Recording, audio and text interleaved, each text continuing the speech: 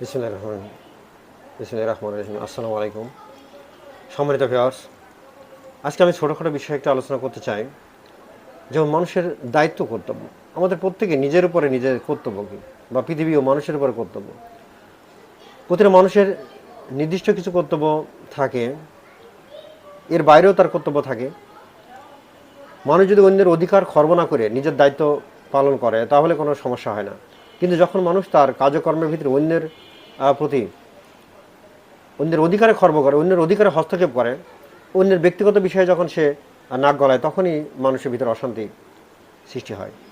তো মানুষ হলো তার নিজস্ব কাজ করবে। আমেরিকার একজন প্রেসিডেন্ট বলেছেন যে তুমি তোমার ছড়ি ঘোরাও নিজের নাক পর্যন্ত, অর্থাৎ নিজের আয়ত্ত বা নিজের নাক পর্যন্ত ছড়ি ঘোরানো। তার মানে নিজের এরিয়ার ভিতরে যদি মানুষ কাজ করে তাহলে কোনো সমস্যা না। কিন্তু যখন মানুষ তার নিজের এরিয়া বাদ দিয়ে যখন ভিন্ন